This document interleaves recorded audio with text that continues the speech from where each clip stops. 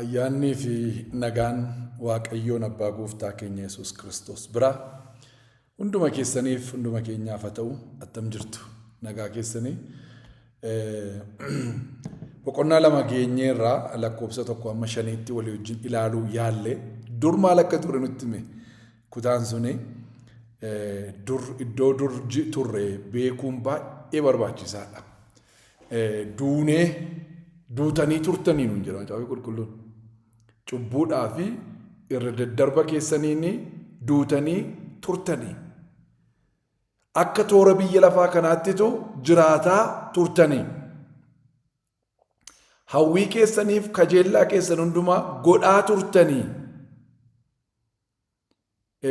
Aaboo isa biyya lafaa kana seerratu eenyu inni aaboo seexanaa jala turtanii nuun jedha.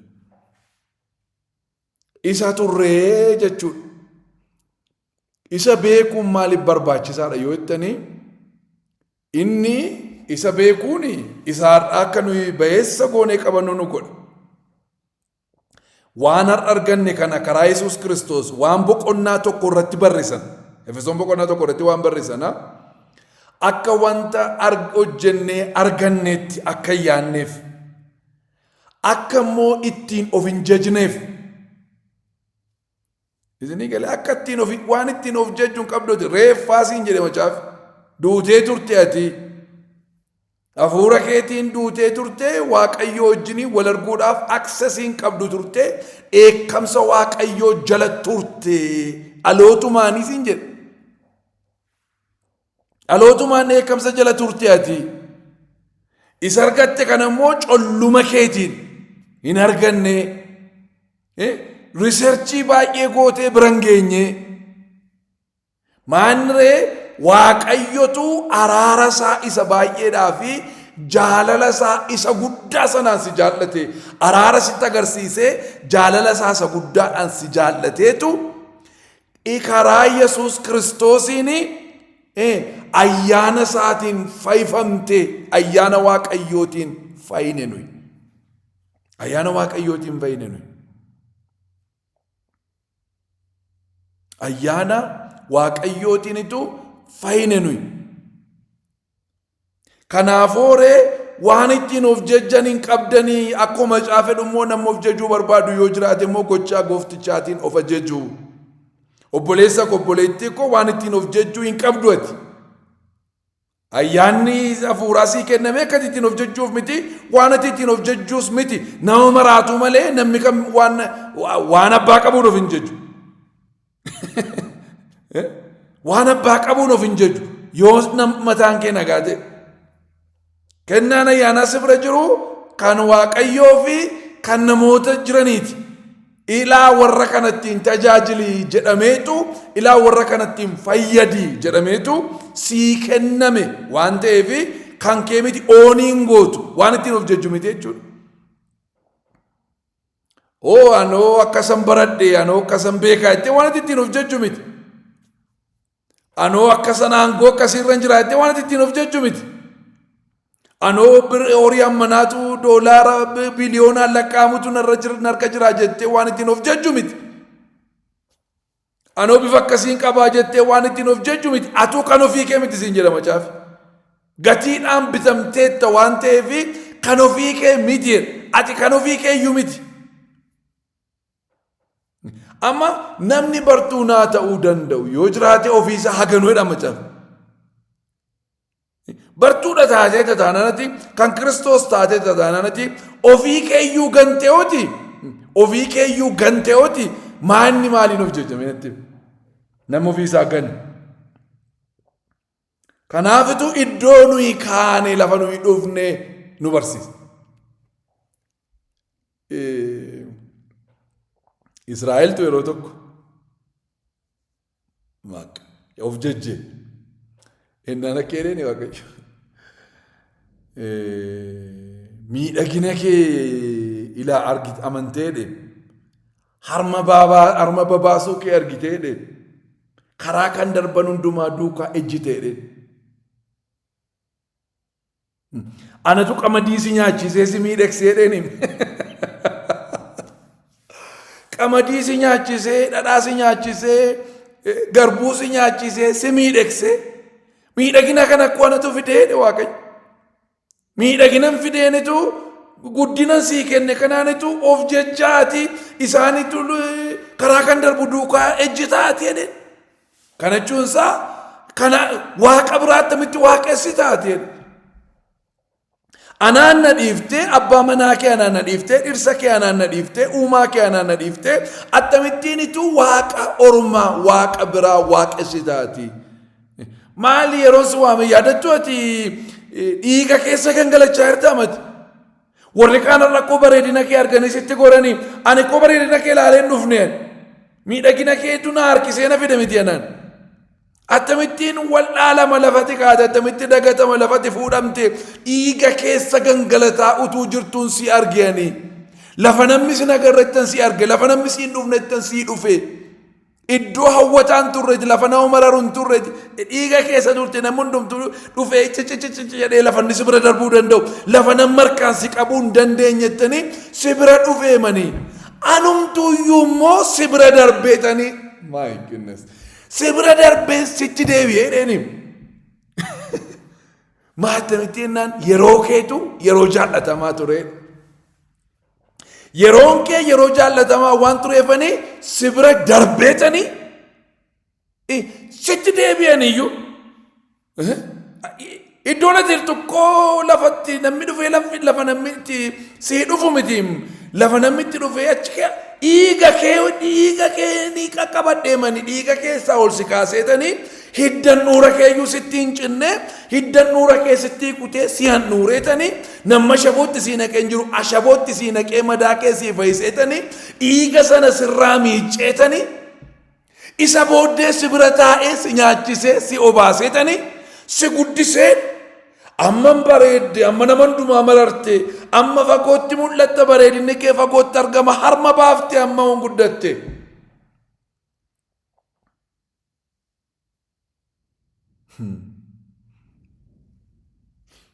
Nama of kalchaa isoo macaafii jedhuun isiniin jedhe harma dhee macaafii waan barreessee yeroofan akka ittiin isinii dha'ee iddoo tokko tokkotti akka ittiin dubbatamu macaafni garuu macaafa. Inna maaf wallaalte maaf dagatte saayideen har'as kana nutti maayira sagaleen waaqayyoodha. Yeroon gara kee dhufe koo du'aadhaati na waamtee naan dhufe miti du'aan ati miti nama waam na kadhattee naan dhufe miti reeffatte miti kadhate du'aan ati miti kadhate seera eeddeen naan gara kee dhufe miti du'aan ati miti seera eege bareedina kee na harkise miti reeffin bareedaa maal du'aan hin bareedaa maal. Du'aan hin bareedaa maal. Ati koo cubbuu keetii bira darba keetiin karaa fuuraa maal turte duutee turte. Akkuma toora biyya lafaa kanaatti jiraataa turte adda miti toora biyya lafaa kana keessa jiraataa turte. Hawwa keef qajeellaa kee hundumaa godhaa turte wanti sirraan ati tolee gara kee dhufe hin qabu. Eessi kee na mararre anaan. Wanti tokkoon kee achiraakti nan goone. Wanti gara kee na fidu tokkoyyuu hin turre. Sababa maleen gara kee dhufe maaliif reennaani araara koo baay'eedha. Haaleluyyaa. Araara kootu baay'eedha jedhe Waaqayyo. Araara koo baay'ee taanaan gara kee dhufe malee hin dhufamu gara kee. Anaan jedhaa jiraam. Hin dhufamu kaffe gara kee araara koo baay'ee taanaan gara kee dhufe malee. Araara isaa baay'ee taanaan gara kee dhufe boleessa koo boleettii koo hin dhufamu gara kee. Hin dhufamu gara kee. Namni gara reeffaadha kun jiru namni gara awwaalaadha kun jiru maal hojjettu achi maal fuutu achi firruu dhaqee gatee gala miti haati manaa abbaa manaa gatee galti miti abbaan manaadha manaa gatee gala miti warri ijoollee gatanii galu miti ijoolleen warra gatanii galu miti duunaan hamma gaafati duutuutti kan namni si duukaa jiraatu gaafati duuta namni si gatee gala hin boo'u isa booddee osii irraanfatamta seenaan kee nafa bakka. Isa duwwaadha kan dhufe awwaala kee banee achi keessaa ol si kaasee nama si godhe. Haaleluyyaa. Maaliif araara isaa baay'eedha jaalala isaatu guddaadha. Waaqayyo ofii isaatii Kiristoosii wajjin akka ati jiraattu barbaade ayyaana isaatiin si fayyise. Haaleluyyaa. Ayyaana isaatiin si fayyise. Namicha isaa waggaa 38 qarqara bishaanicha ciise sana yaadattu miti. karaa karra hoolotaa ol gale gaaf tokko. karaa karra hoolotaa attamitti ol gale Yesuus. haala hoolaadhaa inni. achiin hoolaa duwwaatu ol galaa. nama yeroo jalqabaaf yeroo dhumaa ol galeedha inni achiin. achiin hoolaa aarsaa fi dhiyaattu duwwaatu ol gala. inni yoo xinnaate namni raajiidha jedhee fudhateeraan. yoo xinnaate namni raajiidha jedhee fudhateeraan. bakka yookaan Eliyaas ta'a yookaan Ermiyaas ta'a yookaan raajota qe'aa tokko ta'a jedhaniiru. namni bakka namichi kun raajiidha jedhanii at least raajii jedhanii fudhatanii. kanaaf raajiin kan inni ittiin ol galu karaa balbala guddaati malee karaa karra hoolotaa miti namoota wajjin ol hin galu. garuu karaa namni ol galee hin beekne karaa karra hoolotaa ol gale eenyutti? namicha isa waggaa 38 bishaan qarqara ciisee fayyina eeggataa ture sanatti ol gale Yesuus. ol galeetu namicha fayyuu barbaaddaadhe. fayyuu barbaaddaa naani baanoo naman qabu de.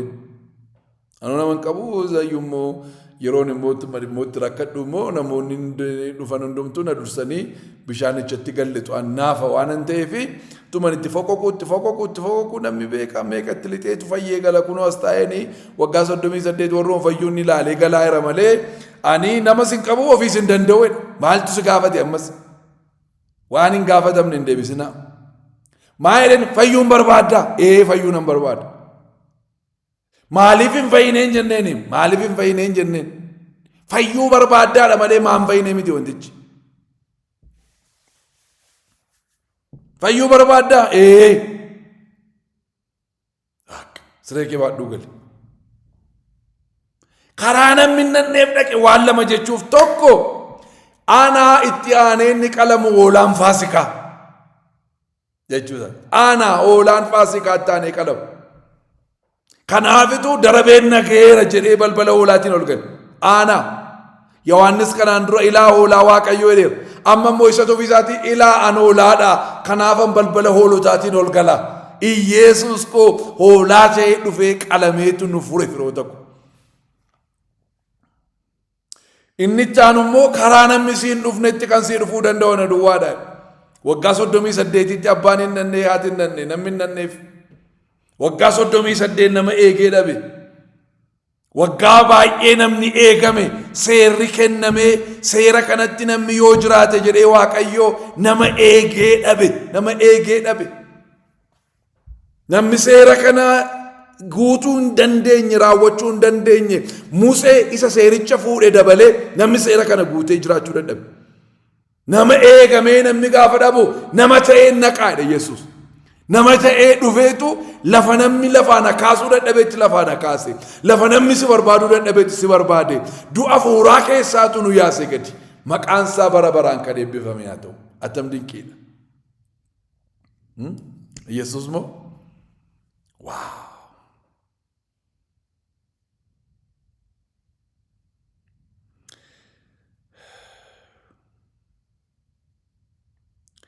nuyi irra daddarba keenyaan karaa hafuuraa du'oo taanee utuu jirru inni warra Kiristoosii wajjiniin jiraatan nu godhate. isinis ayyaana waaqayyootiin fayyifamtaniittu. nuyi irra daddarba keenyaan karaa hafuuraa du'oo taanee utuu jirru warra Kiristoosii wajjiniin jiraatan nu godhe. fayyii kottu nuun hin jennu. qullaa'ii kottu nuun hin jennu. ba'aa kee ofirraa lafa kaa'ii kottu nuun hin jennu. hidhaa kee irraa hiikamii kottu nuun hin jennu. dibdaabaa seexanaas asirra kaa'ame ofirraa kaasi. amala kee kana jijjiiri. akka hawwa keetti akka fedha keetti isa jiraattu kan hundumaa dhiisiiti. pirtokoolii eegii kottu laagaa eegii kottu hin jennu. du'oota taanee utuu jirru irra darba keenyaan du'aama taanee utuu jirruutu warra isaa wajjin jiraatan nu godhe. isa booddee Yesuus keenya gaafa nu argu du'a keessaa nu kaase. lammataa dhalachuu nuu kenne inni. ayyaana waaqayyootiin fayyifamtaniittu nuun jira sagaleen waaqayyoodha. ayyaana waaqayyootiin fayyifamne obboloota ko jala muradhaa kana. jala muradhaa namni isin hin gowwomsin. akka gootee fayyitaa namaan nageen obboleessatu. ayyaana waaqayyootiin fayyifamte wangeellisa kana. Wangeelli isa kana goote tokkoffaa kana gootee lammaffaa kana gootee sadaffaa kana gootee shanaffaa kana gootee wanta ta'u miti. Ayyaana Waaqayyootiin fayyifamti ati. Akkasumatti Waaqayyo Yesuusii wajjin jiraadhu siin jedhe. Yesuusii wajjiniin jiraachuu akka kennaatti Waaqayyo biraa argatte.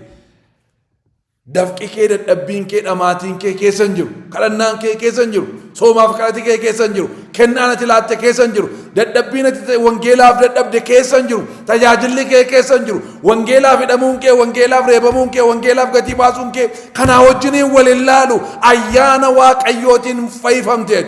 Wanta goote sababii fayyiteef goote malee fayyuudhaaf hin goote. Fayyuuf sumuni hin kaffalleeti. Fayyuufi sumuni hin kaffalle. Waan fayyiteef garuu waan fayyiteefi hojii nati hojjettu hojii nama fayyeeti. Silas yeroo du'aa turteetti hin fuftu. Ammoo fayyiteetta. Ammoo fayyiteetta. Isa sila seexanaa wajjin yeroo turte hojjettu ammoo Kiristoosii wajjiniini.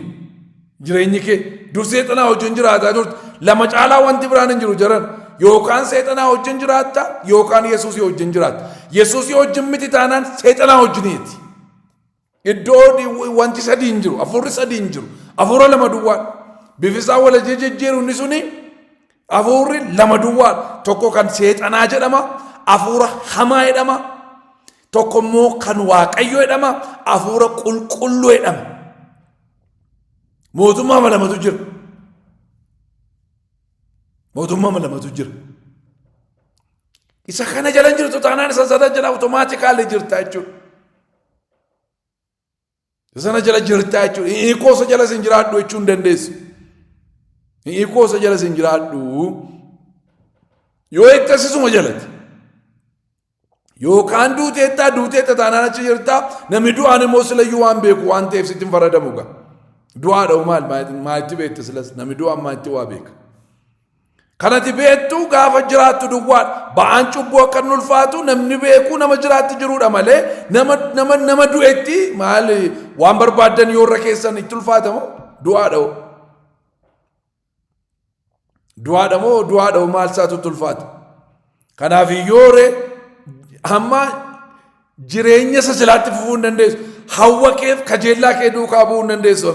Maaliif sila seexanaa wajjinii sira toora biyya lafaa keessa. Amma immoo ayyaanaan fayyifamtee Iyeesuus Kiristoosii wajjin jiraachuu jalqabdeet. Sila duutee turte amma garuu jiraataa jirta.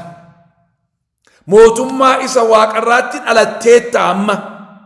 Addaam isa jalqabaarraa dhalattee turte isarraa duuteetta. Addaam isa lammataarraa dhalatteetta amma. Geeddaramteetta jechuudha. Hiddi dhaloota kee geeddarameera jechuudha. Sanyiin kee geeddarameera jechuudha. Kana jechuun akka silaatti yaaddu, akka silaatti dubbattu, akka silaatti saganteessitu, iddoo sila ooltu inni sila sii gaarii amma gadhee ta'a jechuudha. Istaatisii keetu geeddarame, lammummaa keetu geeddarame, biyya keetu geeddarame, sanyii keetu geeddarame, qomoo keetu geeddarame. Qomoo qulqullaa taate, sanyii filamaa taate, luba mana Waaqayyoo taate, hojjetaa mootummaadhaa jedhamte hin jijjiiramte akka jirutti. Akka toora biyya lafaa kanaatiin jiraattu garuu biyyuma lafaa kana keessa jiraatta.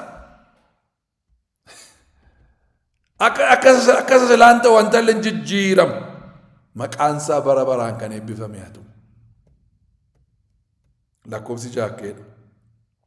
Karaa Kiristoos Yesuus isumaa wajjin du'aa nu kaasee isumaa wajjin bantii Waaqaa keessa iddoo nuuf kennee nu teessise. Eewutu Waaqayyooti maal godhe? Karaa Kiristoos Yesuus isumaa wajjin du'aa nu kaasee etuun du'in du'aa ka'uu hin danda'amu. Duuneerraa jechuudha. Wajjin Yesuusii wajjin du'a lamalaa wanti kun jiran. Inni gararraa du'a fuuraati. Inni ammaa kun immoo du'a isa kana du'a isa hojii sirriin taane hojjetan jala. Cubbuu jalaa isa du'an. Cubbuu jalaa isa du'an. Sila irra daddarba keenyaan duune. Du'inni jalqabaa suni irra daddarba keenyaan duune. Amma immoo irra daddarba jalaa duuna. Haaleluyyaa. irra daddarba jalaa duuna, cubbuu jalaa duuna, hammeenya jalaa duuna. Sila maaliin duune? Hammeenyaan duune, cubbuudhaan duune, hawwiidhaan duune, waan xuraadhaan duune. Amma immoo isa jalaa duuna. Sila isa hojjenna, kanaaf hafuuraan duune. Hafuuraan duuneerra nuyi maal hojjetaa irra? Cubbuu hojjetaa irra. Hawwa keenya goona, kajeellaa keenya goona, akka toora biyya lafaatti jiraanna, seexanaa wajjin walii gallee jiraanna. Hafuura jalaa waan duunee fi waan hafuuraan qabu, waan waaqarraan qabu. Isa kanatti jiraataadha nu, cubbuutti jiraatoodha. Bakka cubbuutti aktiiviidha. Waan hafuuraa jalaa moo maal taaneera? Duuneera. Amma immoo iddoo kanatti maaltu ta'e jedhan wal jijjiirre. Yesuus Kiristoosii wajjin akka nuyi duunu nu godhe Waaqayyo. Amma immoo maal jalaa duuna? Hafuuraa waan kaaneefi du'a isa cubbuu jalaa hafuuraa waan kaaneefi cubbuu jalaa immoo du'uutu nurra jira immoo. My goodness. Isinii galaa irraa cubbuu jalaa immoo du'uun nurra. Iddoo lamaanittuu du'iin barbaachisa. Inni silaayi inni lakkoofsa tokkoomma lakkoofsa afuritti sadiitti jiru du'a hafuuraa duun. Amma immoo cubbuu jalaa duun akka cubbuun hojjennetti jechuudha. Isa silaa kan hafuuraa duuneetu cubbuutti aktiivii turre, cubbuutti bakka cubbuu oomishaa oolla, cubbuu oomishaa jiraanna turre. Hafuuratti immoo du'oo turre. Irra darba goona, cubbuu goona, hammeenya goona, hin ajjeefna, waan barbaanne goona. Amma immoo Waaqayyo maal godhee? Ilma isaa Yesuus Kiristoosii wajjiniinitu Yesuus keessa Addaam keessaa fuudhee waan of keessa nu galcheefi gaafa ni dhaqee fannoo yaabu Maariyaam keessa lixeetu Addaam keessa gale. Yesuus Addaam keessa galee Addaam keessaa nu fuudhee bahe. Isa booddee yeroo dhaqee fannoo irra yaabu cubbuun biyya lafaa hundumtuu dhufeetu Kiristoos irra kaa'an. Kana jechuun jechuudha hunduma keenya fuudhee of keessa galchee jechuudha. Cubbuu hundumaa Yesuus keessatti walitti qabe Waaqayyo. Isa booddee cubbichatti du'a farade adabamuutu irra cubbuunidha. Waaqayyo firdiinsaa qajeelaa waan ta'eef. Qajeelaa waan ta'eef xoofoon kun utuu hin dhugina darboo koo dhudda cillit gootee dhuddaadhe. Gatiin cubbuu maanni du'a. Caafat jedha. Kanaafiyyuu du'atti faraduun narraraa jedhe Waaqayyo. Du'atti faraduun narrara. Kaffeen du'uutu irrara. Hiikoo annan du'aa fedhe isatu. Tolosaan du'uutu irrara. Hiinan du'aa fedhe. Kanaafiyyuu qooda koo Yesuustu naa du'e jechuudha. Yeroo inni du'e garuu eessan ture?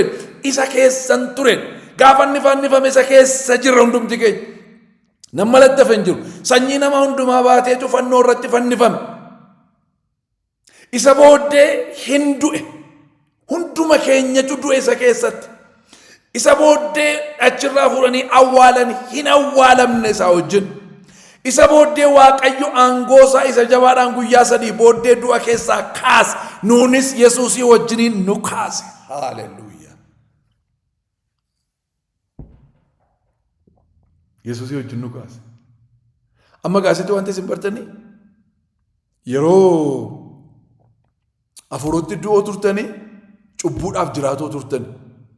Gaafa nu warra du'oo kana warra hafuuraan du'e kana Kiristoosii wajjin akka jiraannu nu godhe Waaqayyo battala sanatti hafuuraan jiraatutti kaan.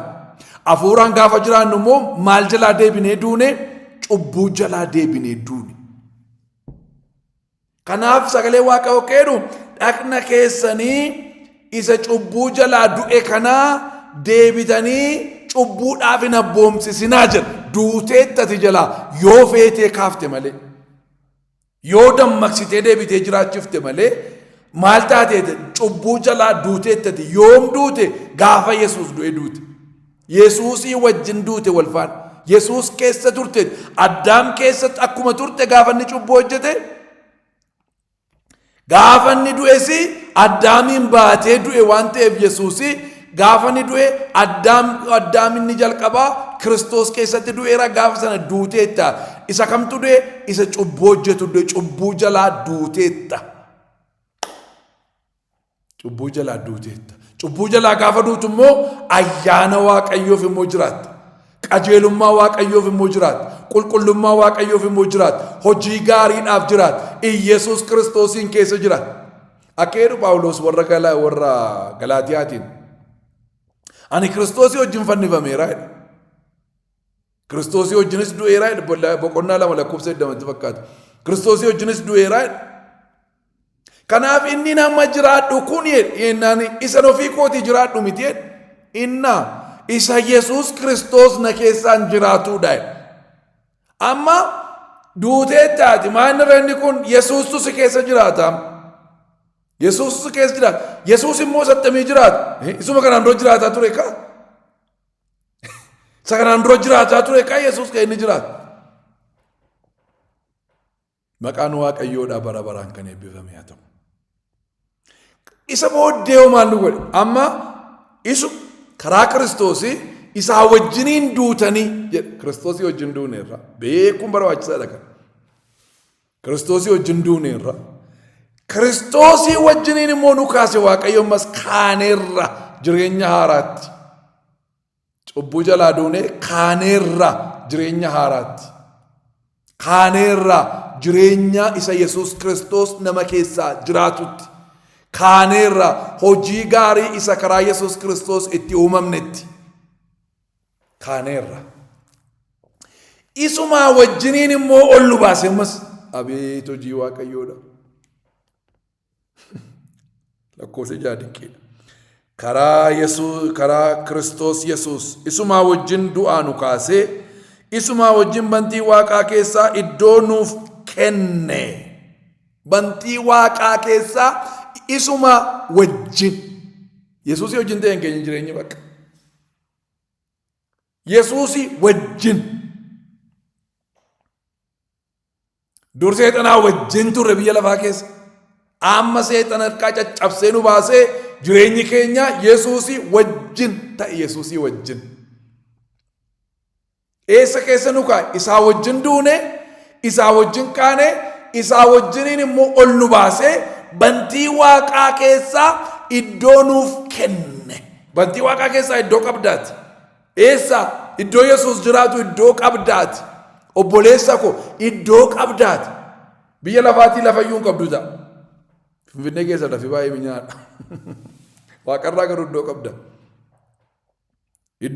Bantii Waaqaa keessaa iddoo qabdaati. Nama bantii Waaqaa keessaa iddoo qabutu hiyyeessaa amma jiran natti maamee maaloo?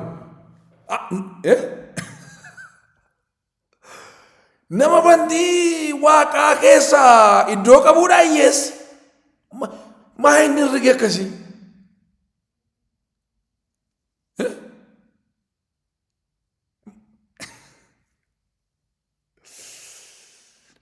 Sooressi nama Finfinnee keessaa lafa qabu ta'ee namni bantii Waaqaa keessaa lafa qabu hiyyeessa ta'ee jiran. Namni Finfinnee keessaa mana qabu sooressa ta'eetu namni bantii Waaqaa keessaa mana qabu hiyyeessa ta'ee jira. Namni dhagaadhaan mana ijaarratte sooressa taateetu namni warqeen mana ijaarratte hiyyeessa ta'e maa inni wanti isaa? Namni mana waggaa 80 ijaarratu sooressa ta'e namni mana bara baraa ijaarratu tamitti hiyyeessa ta'e jiran. በምን ሂሳብ ነው ወገኖች?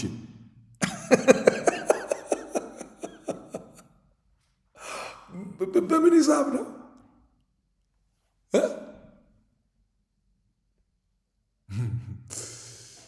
ወይ ጉድ!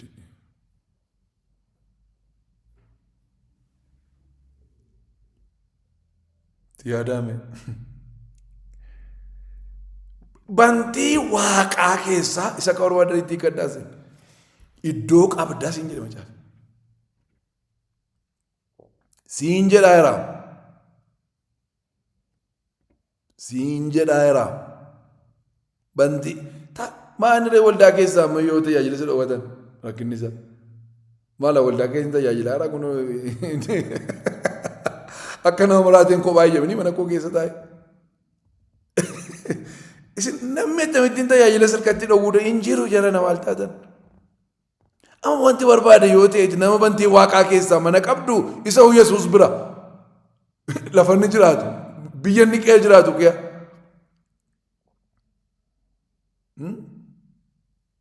Biyya inni qe'ee jiraatu qe'a qabaachuun attam dinqiidha. Yesuusii wajjin jiraan namnu maal piraayim ministeerii Itoophiyaa wajjin jiraatanii beektu sin takka Keessumatti immoo erga inni piraayim ministeerii ta'e amma gara waggaa 8 bulcheera. Waggaa 8 kanatti wajjin jiraachuu miti takka harka isin qabee isin dubbiseera moo? Inni birqii miti maa tuute.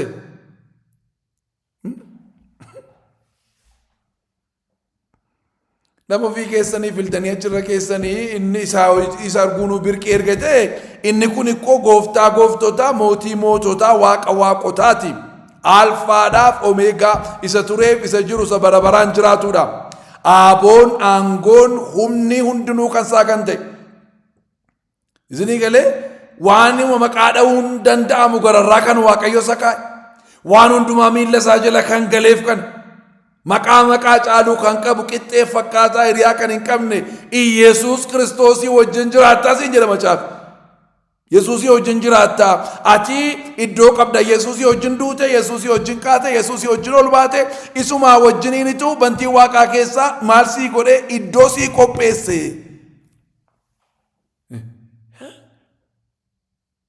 Siin jedheetu isheedhuma irratti maayee dhala koosija nu teessise jedhe. Hin teenye eessa bantii waaqaa keessa hin teenye amma hin teenyeerraa amma nu achi asuma hin jiraachise lallabaa taa'een jiraachi kiristinnaan taa'uurraa jalqaba. Seexana baasuurraa hin jalqabu. Afaan haaraa dubbachuurraa iyyuu hin jalqabu.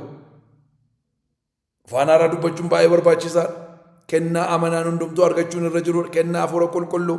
Hafuura fudhadhaa jiran hafuura fudhadhaa garuu taa'uurraa jalqaba. Teesse hin teesse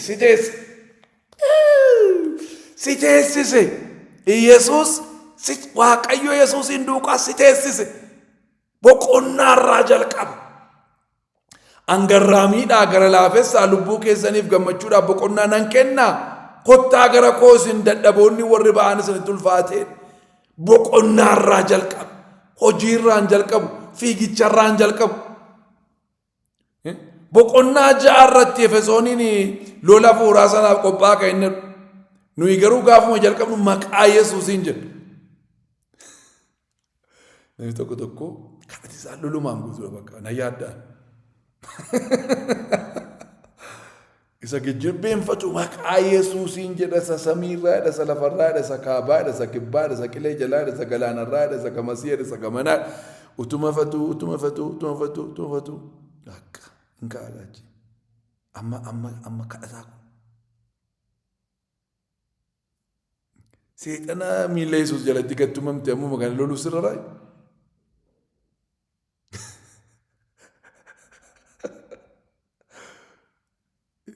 Maal taatan jarana Yesuus keessattuu miti isin Yesuus isin keessatti miti akkamittiin Yesuusin penetrate godhee si bira ga'uu danda'a. Dallaa Iyyoobitti ijaarame iyyuu hin dandeenye dallaa sitti ijaarame danda'a seetan. Yesuus keessatti amatu. Amatu Yesuus keessattuu lafa head office isaanii yoo dhatte maanni Yesuus keessattuu sitti yemmoo sati amma koo sinti iyyuutti kee.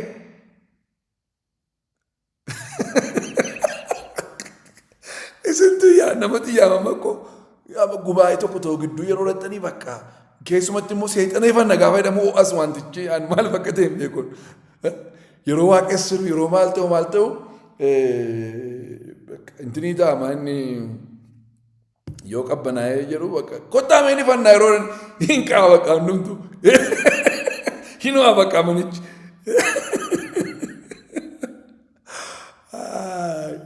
Anama yaadadhee moo isheen ifaddoon baay'ee manisee jibbaa isinii galee miti maaliif amma Yesuus wajjin na liqimsaa amma danda'e ittuu danda'e liqimsee iyyuu wayyoo isinii galee waan inni ta'u yaaddanii abidda fuutanii amma yoo liqimsitan ammas namni abidda fuudhee yoo liqimse maal ta'uuf jira. Adana Yesuusiin liqimsee amma seexanni maal ta'u yoo tarsa'uu barbaade malee yeroo isaan ga'e.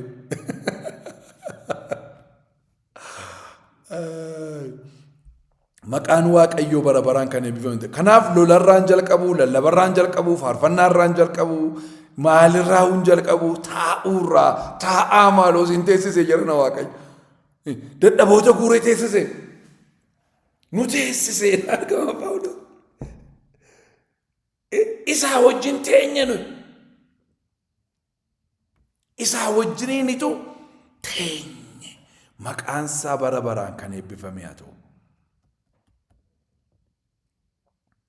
Inni arjummaa karaa Kiristoos Yesuus nuuf godhe sanaan bara dhufu hundumaattu baay'ina ayyaana isaatii isa hammas hin jedhamne argisiisuudhaaf kana godhe jedha. Maaliif godhe kana? Inni arjummaa karaa Kiristoos Yesuus nuuf godhe sanaan arjummaan kuni karaa Yesuus nuu ta'e. Arjummaa isa karaa Yesuus nuuf godhe kanaan kana nuu godhe. Bara dhufu hundumaattu baay'inni ayyaana isaa isa hammas hin jedhamne argisiisuuf kana godhe. Amma gara fuulduraattis bara baraan arjummaan isaa kuni waan dhumuu hin dandeenye akka inni ta'e agarsiisuudhaaf. Si'a tokko si arjoomee deebi'ee doqnoo miti. Waan tokko yaaddee baankiraaftiin galu Waaqayyo. Hatta hin kassaru gaaf tokko mootummaa irraa bu'ee hin qaanoftu. Mootummaa irraa bu'ee hin qaanoftu. Badhaadhummaan isaa qallas gadi hir'ataan deemu. Badhaadhummaan isaa gadi hir'ataan deemu. Qabeenyi isaa gadi hir'ataan deemu. Araarri isaa gadi hir'ataan deemu. Arjummaan isaa gadi hir'ataan deemu. Dhiifami isaa gadi hir'ataan deemu. Waan gadi hir'ataa deemuu qabu Waaqayyo. Bara baraani jaalalli isaa hir'ataan deemu. Bara baraani waan tokko waa yaaddoftuu hin qabdu. Tarii akkas ta'innaa laata Waaqayyo waan jettuu hin qabdu. Jijjiiramaa laata Waaqayyo natti. Tasan jijjiiramu Waaqayyo sitti. Akka sagaafannoo irratti si jaallateeti Yesuus. Akka sagaafannoo irratti si jaallatee akka isa waa'ee keetii jedhee nama ta'eeti Yesuusiif. Jaalalli isaa isuma. Jaalalli abbaa akka sagaafa Yesuusiin sii kenneeti. Akkamitti si jaallata akka Yesuusiin jaallatutti si jaallata Waaqayyo. Arras akkas, boris akkas, iftaanis akkas, bara baraan akkas. Yoomiyyuu akkas, yooti jabaattes, yooti dadhabdes akkas jaalalli Waaqayyoodha. Sittin geeddiramuu, sittin sinsinnaa'u. Hir'ataan deemu jaalalli isaa jaalala bara baraatiin si jaallate. Ayyaanni isaa hin dhumu. Ayyaanni isaa kun kan bara baraati firoota ko. Waaqaaf lafarratti bara baraan galanni isaaf haa ta'u. Isin ayyaana Waaqayyootiin karaa amantii fayyifamtanii. Inni immoo kennaa Waaqayyooti malee gochaa ofii keessanii miti. Garaa kutadhaaga. Na jedheeree wangeelawu. Maal na jedhee? Isin ayyaana Waaqayyootiin karaa amantii. Ayyaanni Waaqayyoo yeroo dhufu amantiirra dhaabate. Giraawundiin qabu taanaan waa irra dhaabatu hin qabu. Amantiidhaan ayyaana Waaqayyoodhaaf fudhanna. Amantiin immoo eessaan fidan? Dhaga'uurra. Maal dhaga'uurra? Dubbii Waaqayyoodhaa. Inni kun amantii uuma. Inni kun amantii uuma. Dubbii Waaqayyoorra. Isa immoo eessaan fida? Kunoo kaffee sitti maara miti? Kana dubbistee siin galu yoo ta'e sitti maan jira? Karaa koo sitti maara hafuurri qulqulluun. Yeroo kana dhageessu amantiisi keessatti uumama. Amantiirra immoo ayyaanni dhufee dhaabata. Isinii maaliin fayyifamtan? Ayyaanaan fayyifamtan. Karaa amantii. Ayyaanichi amantiidhaan fudhatama. Eeyyee Waaqayyoo ayyaana naa laatteettanteetu amantiidhaan ayyaana Waaqayyoo irraa fudhanna. Amantii immoo eessaa arganna? Dubbii Waaqayyoo keessaa. Dubbii Waaqayyoo immoo eessaa fuuna? Kunoo lallaboota lafarra jira. Hafuurri qulqulluunis lafarra jira. Maal gochuudhaaf? Dubbii Waaqayyoo namatti himuudhaaf hafuurri qulqulluun lafarra jira.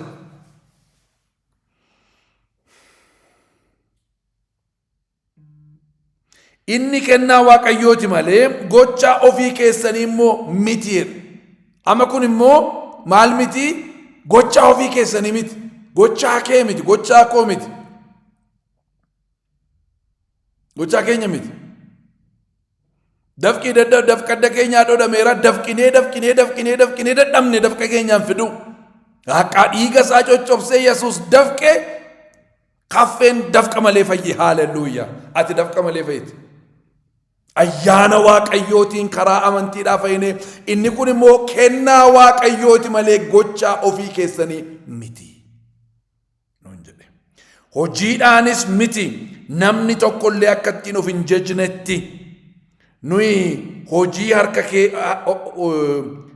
nuyi hojii harka saatiiti hojii gaarii isa Waaqayyo duraan dursee qopheesse keessa akka deddeebinuuf karaa Kiristoos Yesuus uumamneerra. Kana booddeen itti deebi'a. Hojiidhaan miti ayyaana Waaqayyootiin karaa amantii fayyine inni kun immoo kennaa Waaqayyooti malee gochaa ofii keessanii miti nuun jedheera. Jala muradhaa. Hojii keetiinis miti nuun jedheera. Garaa kee muradhu. Akka namni waa godhee fayyuu barbaada hin darbe barrisa. Warri baricha keessa turanuu hin dadhaban. Warri baricha keessa turanuu hin dadhaban. Israa'eloonni warri seerri kennameefuu hin dadhaban. Seerri hin kennamne jarruu hin dadhabani bakka. Itti wal gegeeddaranii waggaa 3,000 guutuu namni eegamee hin dadhabani. Dadhaban isaa ol namni eegamee hin dadhabame bakka. Hin dadhabame haalan godha waan namni dadhabe. Kanaaf amma hojiidhaan miti namni tokkollee akka ittiin of hin jajnetti. Nuyi hojii harka isaatiiti. Hojii gaarii isa Waaqayyo duraan dursee qopheesse keessa akka deddeebinuufi karaa Yesuus Kiristoos uumamneerra. Hojii gaarii isa duraan dursee qopheeffame keessa akka deddeebinuuf. Atam hojii gaarii keessa deddeebite. Isaaf uumamte ammati. Hojii jal'inaa keessaa baatee, hojii xuraa'aa keessaa baatee, hojii seexanaa keessaa baatee, hojii biyya lafaa keessaa baatee, hawwii keef kajeellaa kee keessaa baatee, hojii gaarii keessa deddeebi'uudhaafi karaa Yesuus Kiristoos uumamtee taate. Kanaaf obboleessa obboleettii hojii gaarii keessa deddeebi'i. Sattaanutti wal agarra.